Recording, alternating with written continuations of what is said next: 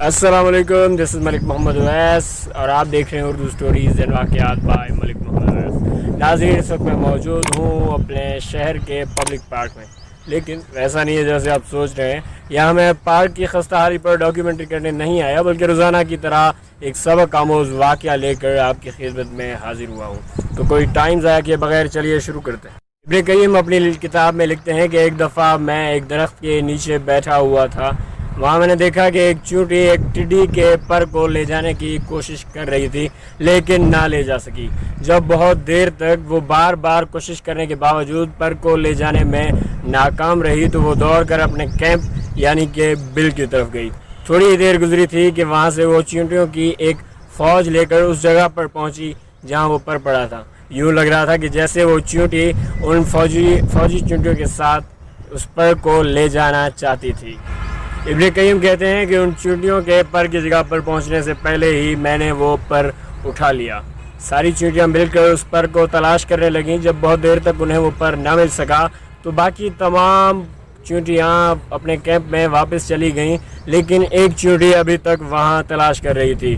صاف ظاہر تھا کہ یہ وہی چیونٹی تھی جس نے پہلے اس پر کو دیکھا تھا۔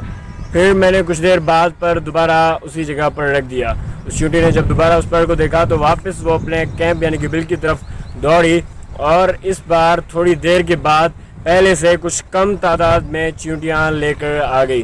یوں معلوم ہو رہا تھا کہ کچھ چیونٹیوں نے اس پر یقین کرنے سے انکار کر دیا۔ اب پھر میں نے وہی کیا، وہ پر میں نے اٹھا لیا۔ باقی سب چیونٹیاں پھر سے وہ پر تلاش کرنے لگی، لیکن بہت دیر تک جب پھر سے ان کو پر نہ ملا تو پھر سے وہ تمام چیونٹیاں واپس اپنے کیمپ کی طرف چلی گئیں۔ اب بھی ایک چیونٹی وہاں پہ اسی پر کو تلاش کر رہی تھی۔ یوں معلوم ہو رہا تھا کہ وہ وہی چیونٹی ہے جو پہلے بھی 2 بار اپنے ساتھیوں کو لے کر آئی تھی۔ اب پھر میں نے اس پر کو دوبارہ اس جگہ پر رکھ دیا۔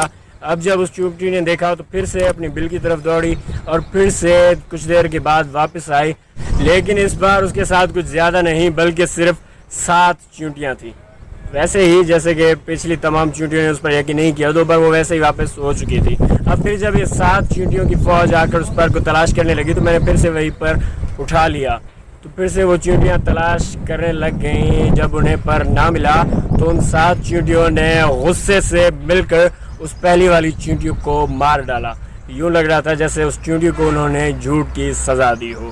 میں نے اب جب یہ پر اس جگہ پر رکھا تو باقی چیونٹی نے جب دیکھا کہ پر وہاں موجود تھا اور پچھلی چیونٹی جھوٹ نہیں بول رہی تھی تو وہ ساری چیونٹیاں مل کر اسی چیونٹی کے پاس آ گئیں۔ یوں لگ رہا تھا کہ وہ سوچ رہی ہوں کہ انہوں نے اس بے گناہ کو قتل کیا ہے۔ سبحان اللہ! جھوٹ کی سزا دینا، جھوٹ سے نفرت فطرت کا حصہ ہے۔ کیڑے مکوڑے بھی جھوٹ سے نفرت کرتے ہیں، تو کیا یہ کیڑے مکوڑے ان حکمرانوں سے بالخصوص ہم لوگوں سے زیادہ بہتر نہیں ہیں؟ ہم لوگ تو دن رات اٹھتے بیٹھتے لیٹتے جھوٹ بولتے رہتے ہیں، لیکن ہمیں کوئی سزا دینے والا نہیں۔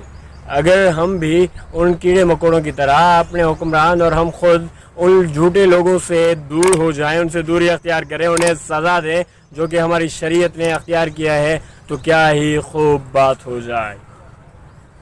اگر آپ کو یہ ویڈیو پسند آئی ہو تو اس ویڈیو کو لائک کریں، کمنٹ کریں اور اپنے فرینڈز کے ساتھ شیئر کریں، اور ہماری حوصلہ افزائی کے لیے ہمارا چینل سبسکرائب کریں اور ساتھ میں موجود بیل کے آئیکن کو دبا دیں تاکہ ہماری ہر نئی آنے والی ویڈیو آپ تک